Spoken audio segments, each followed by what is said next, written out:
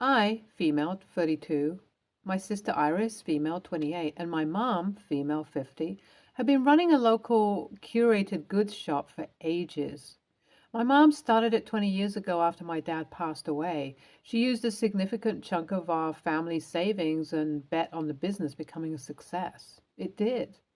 And as soon as I was 18, I also began to work there to keep the family legacy going. In much the same way, Iris joined 10 years ago as soon as she turned 18. It wouldn't be an exaggeration to call this business a fourth family member for us. It allows smaller artisans to sell all their stuff in one marketplace, and that's kind of the main reason we've survived and thrived for so long. The people of our hometown know us, and the bonds we build created a lot of customers. The artisans also never sell their products anywhere else. Yeah, there is a big supermarket here, but it doesn't really compete with us because we stock things that only the people of this town might want or need. Like, there's this old lady who makes a mean hangover cure, and we bottle it and sell it at our shop. It's like an urban legend, and everyone comes to buy it if they party hard. That's just one example. Anyways, this little shop has some magic to it. That's all I'm going to say. A lot of my memories are even formed here. I met my husband at this building. He was a customer. My mom and I shared our first drink together here, and there's just a lot of weight to this place.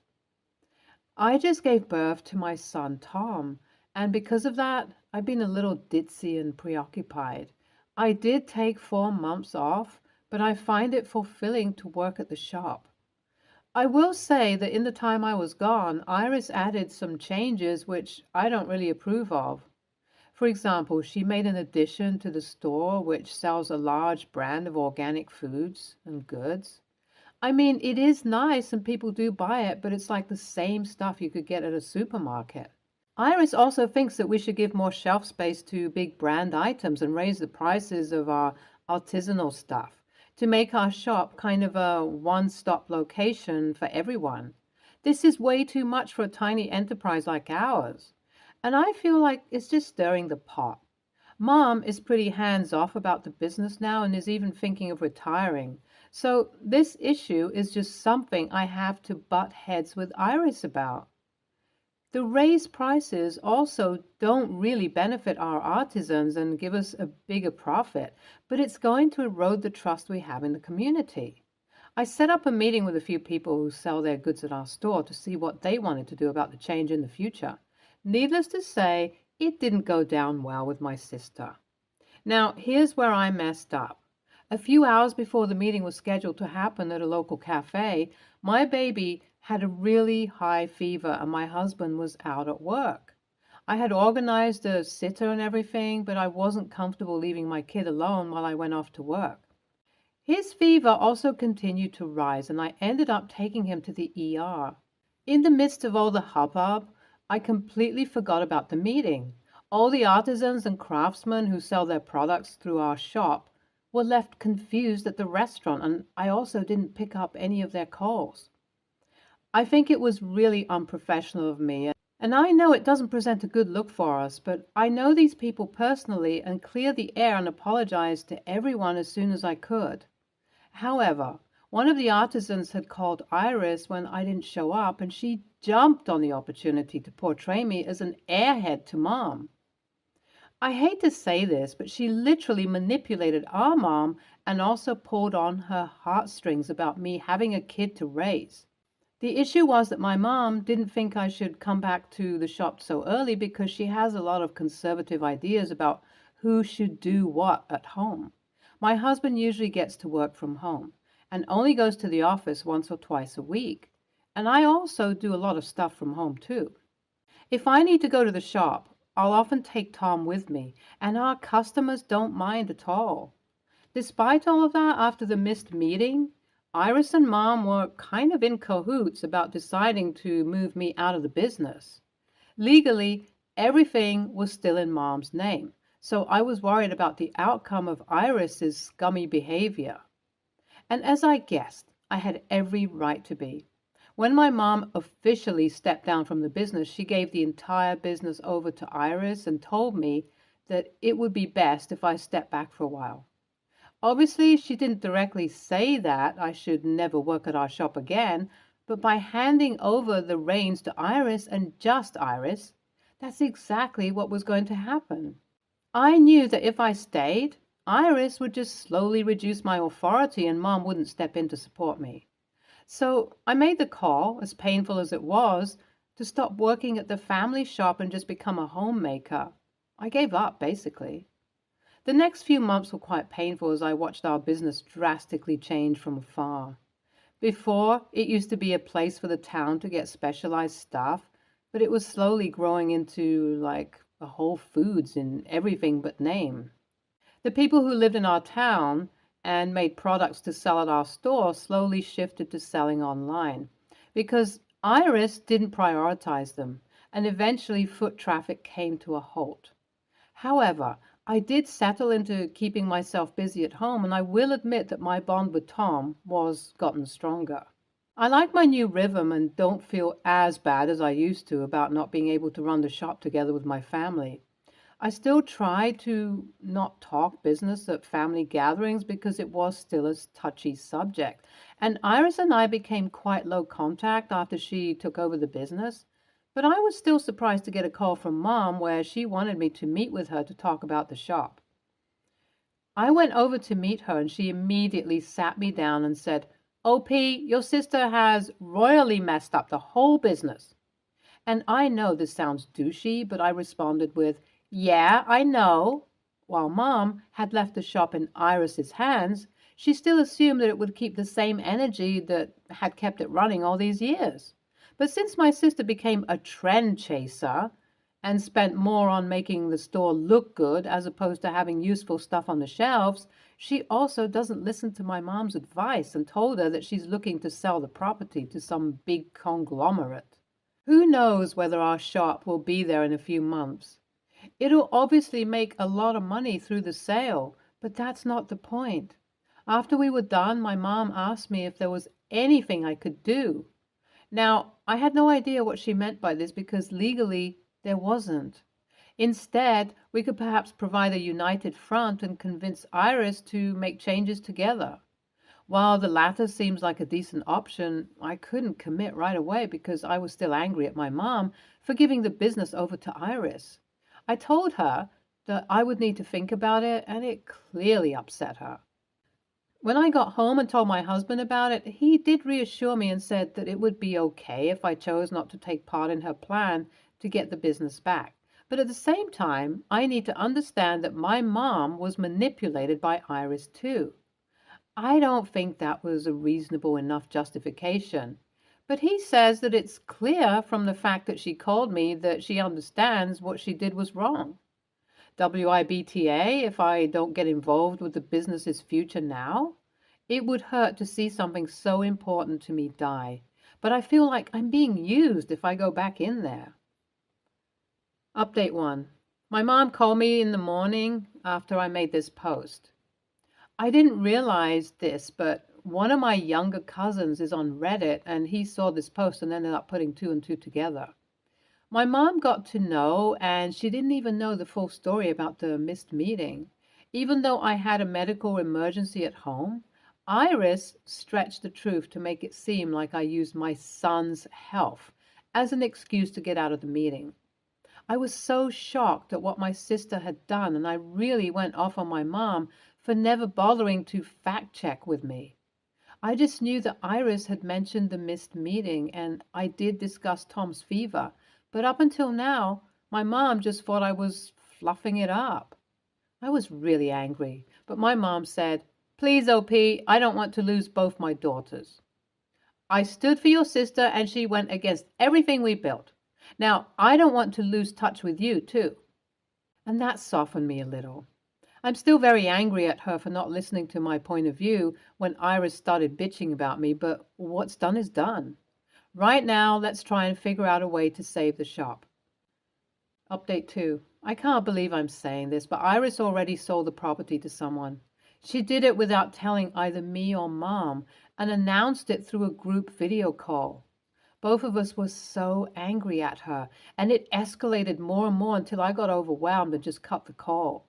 My mom called me a few hours later and said that she was beyond disappointed in Iris. They're not speaking right now, and I'm also not going to bother keeping in touch with my sister. It's become clear that money means more to her than anything else. We can't do anything about the shop now, but my mom and I really want to figure out an avenue for people to sell their stuff in this town, and I think making an online version of our store might be the best bet. Update 3.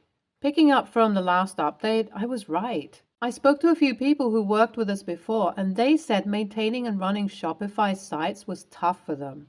A lot of them aren't that tech savvy, so I floated the idea of us running the logistics for them while they focus on making their products. This went down really well, and our new business is doing amazing thanks to the word of mouth positivity that spread. It's got the same energy that was there in our shop, just with a modern touch. My mom and I are quite happy, and well, Iris may have made some bank, but she's also been cut off from us, and that's how it's going to stay. NTA, but it feels like a tough call. Your mom acted rashly by signing the business over to your sister, but I think you need to put your differences aside because it's clear this business means a lot to both of you. NTA, I think you need to write off everything to do with that shop, as hard as it is. Edit. Read the updates. While I wouldn't do what you ended up doing, OP, it's still something that makes you happy. Next story. Last weekend, my best friend was getting married. We've known each other since we were kids, so we're pretty close with each other's families. My mom was invited. I served as maid of honor. My mom was due to arrive with the regular guests. If you've ever been to a wedding, you know the morning of is stressful and you don't really have a lot of downtime. In the half hour leading up to the ceremony, we were having celebratory shots, doing final touch-ups on makeup and getting ready to walk down the aisle. Dress did not have pockets. I was leaving my phone in the dressing room. Now, this was a pretty big wedding, so as I walked down the aisle and then stood with the rest of the party, I didn't really notice who was there and who wasn't. Post-ceremony was the traditional group shots and what have you. So, of course, I'm not looking at my phone. Finally, we make it to the reception for the end of the cocktail hour while my best friend and her husband sign the marriage certificate, have a moment to themselves, etc. That's when my mom storms over to me and asks why I wasn't answering my phone. I was confused. That's when she showed me hers, and that she had texted me multiple times. She showed up 5 minutes before the ceremony and couldn't figure out where to park. Then she couldn't find where the ceremony was being held. It's a big property with lots of venues. By the time she got there, the ceremony was underway, and she decided to not make a spectacle and just hide out in another area until the reception started. Keep in mind, my friend included a sheet with detailed instructions on all of these things with the invitation. My mom said she had forgotten it at home, and would it have been so hard to answer her texts? I reminded her I was a part of the damn wedding. I didn't have time to look at my phone. She claims that there had to be some downtime. There honestly was, but I didn't think to check my phone. I was trying to make sure everything was going to run smoothly. Luckily, no one was nearby, and this didn't disturb the wedding in any way. Friend and her husband were blissfully unaware that she wasn't even at the ceremony, and my mom did get over it. We all had a great time at the reception. I've been thinking about it a lot. Were her expectations ridiculous, or was I being dismissive?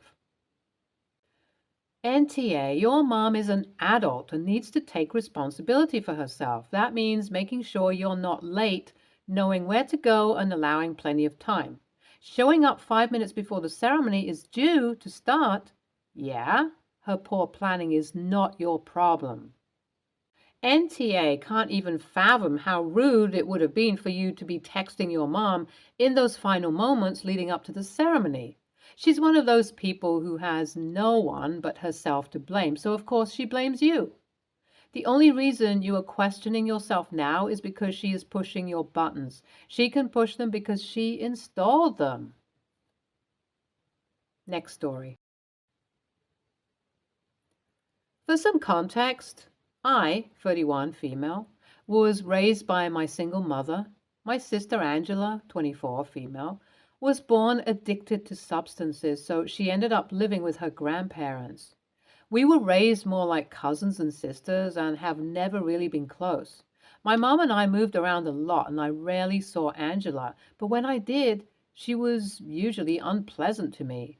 She got a lot of things I didn't: college funds, summer camp, new car, etc., and she made that clear. I left home when I was 16 and Angela was 9, and we kept in contact for a few years but eventually fell out of touch. We only reconnected after our mom's death, approximately 3 years ago, and even now we only talk every couple of months.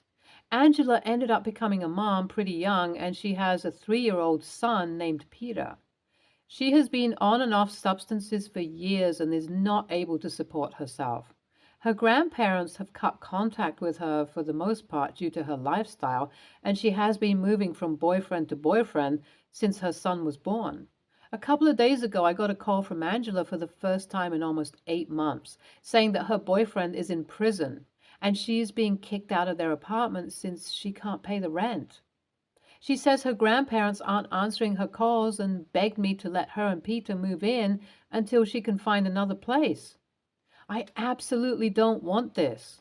My wife and I currently have 2 children, 5 and 2, and I can't have that lifestyle around them.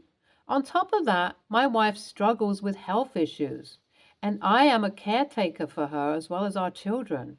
I do not want to be a caretaker for Angela, too. I told Angela this, but she said that she and Peter were going to have to live in a homeless shelter if I said no. Other than her grandparents, I am the only family they have. I don't want Peter to suffer for something we didn't do. So I agreed that he could come live with me until Angela got on her feet. Angela became very upset when I suggested this and said that I was trying to separate her and her son. She has not spoken to me since then, even though I have called multiple times to make sure she's okay. I don't know where she is right now or what is happening. I love my sister, but her moving in would disrupt my whole life. AITA? Nope, of course not. You don't have to take in anyone you don't want to, family or not. If that person is an addict, that's just another good reason not to want her around your young family. Your life is important. She's ruined hers. She doesn't have a right to ruin yours just because she's family. You did the good thing and offered to take her vulnerable, blameless son.